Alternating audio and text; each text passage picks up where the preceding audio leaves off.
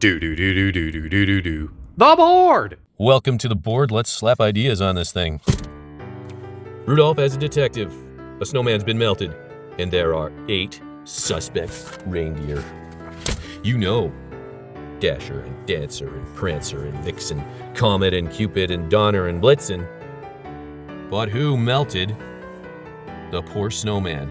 Frosty the snowman, who is still copyright for the next 21 years. And I want to get those rights and not wait until he enters public domain. And the same goes for Rudolph. That public domain is a little too far away at 10 years. Unlike with Mickey Mouse, who will see public domain by the end of this month. I'm excited for that. It was one of 8 famous reindeer of Santa Claus. Who killed Frosty? And only Rudolph can find out who done it.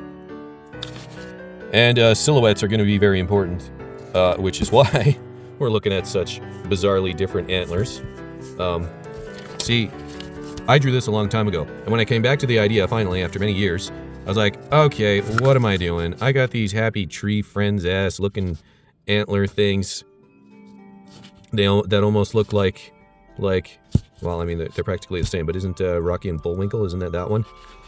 Obviously, this is more on the nose for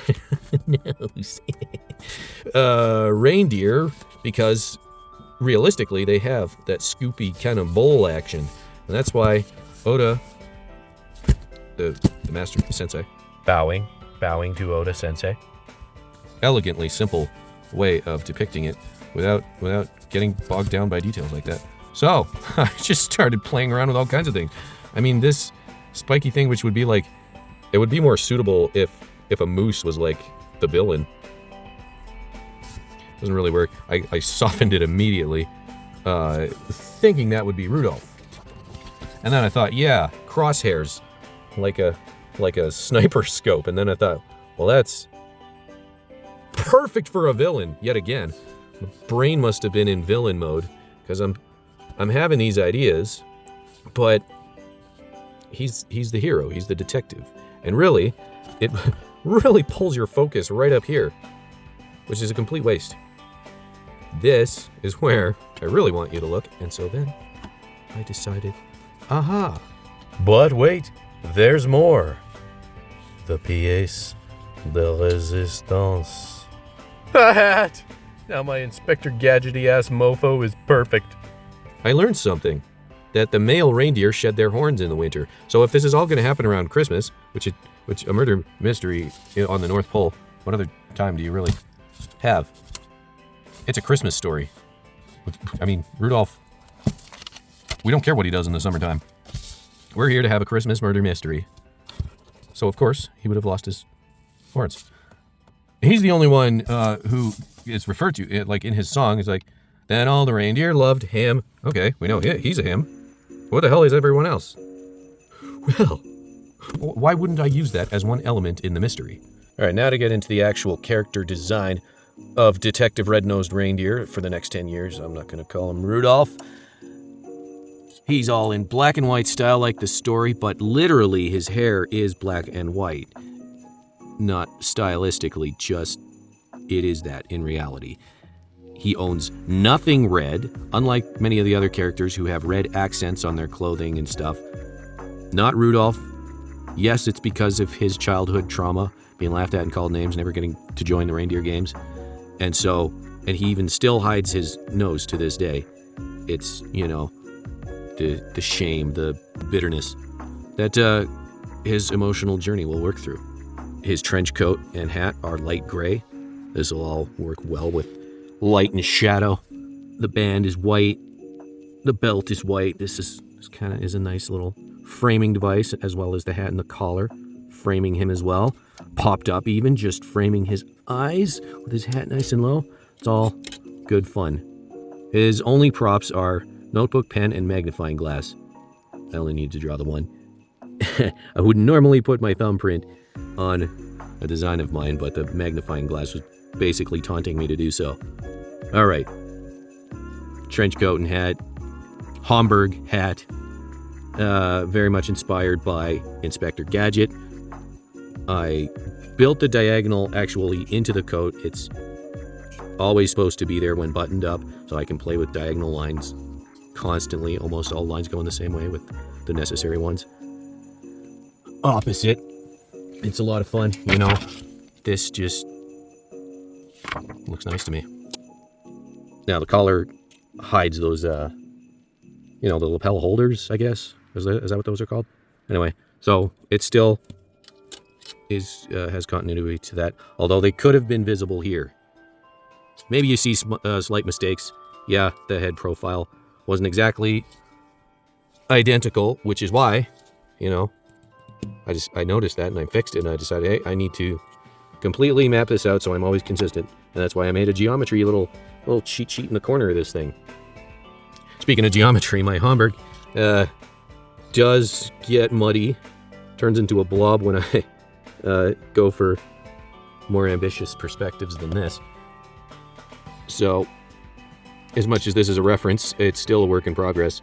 I am learning to achieve consistency here. What else? The lightness of everything else really lets you hone in on the face, the hands, and the feet. There's rules with his eyes. So they are oval pie eyes with a shimmer.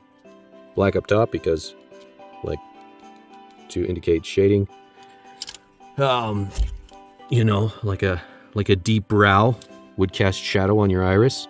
And the shadow of the eyelids, and the reflection of the eyelashes, and the fact that the ground being covered in snow would reflect on the bottom half of the eye, all white-like. So all in all, that's a lot of details that I can encompass in just a few small details. Cross-hatching, forming an inner circle, so that implies the actual pupil, and the less cross-hatched area implies an iris, even though it's completely blacked out at the top. The whites of the eyes, not always visible. It's a kind of a scaling thing. When zoomed out, you just see them looking a little more beady-eyed. And as we get closer, that's when you can see the whites of their eyes.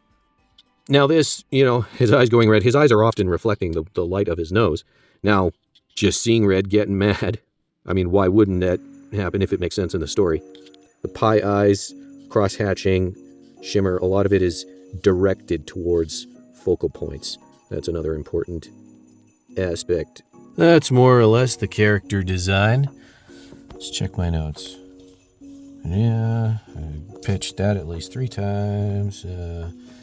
That'll be all we see of any shadow homage because, like I said, he owns nothing red. I like that idea better. I'll talk about that some more. That's good. That's for next videos.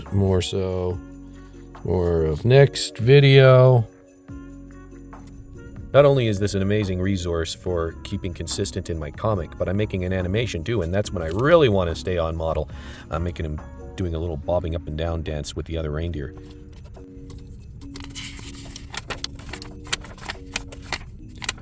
So, either the arms are moving too much, or the body's not moving enough. I pitched this 2 years ago, and I said I would have this done 1 year ago. Here's the pitch for my next book. It's the 24th of December. The air is so thick with frozen moisture molecules you could barely see the nose in front of your face if it didn't also double as a light source. And Rudolph, with his nose so bright, stumbles upon a horrific sight. A melted snowman. A snowman he knows. A snowman who was on the bad side of some 8 other reindeer. Can his keen nose sniff out the red-hoofed culprit? Or will all he find is red herrings? Find out next Christmas. Oh well, I made something else instead. He's little Tommy Tittlemouse. Can you tell I'm inspired by Sin City? I have a $200 oversized book of The Hard Goodbye because I like that shit so much. I'm telling you, the whole book is made out of rescans. Like someone took a much more detailed scan of all the pages, so you see them as they actually are, not the way they ended up in the normal published book. And that was golden. I could actually see how Frank Miller painted with white on top of Marv, so that in the rain, you got the streaks behind him. He has his silhouette in white, and heavy shadow, and then with white paint flicked off of them for the rain bouncing off of them. I mean, that was so genius. When I looked at it in the original small form, I'm like, how does he just plan that? How do you draw something like this? I don't get it. $200. Years later in a huge book bigger than this board, and now I get it. So, join me. Get your ideas on here, and let's go overboard.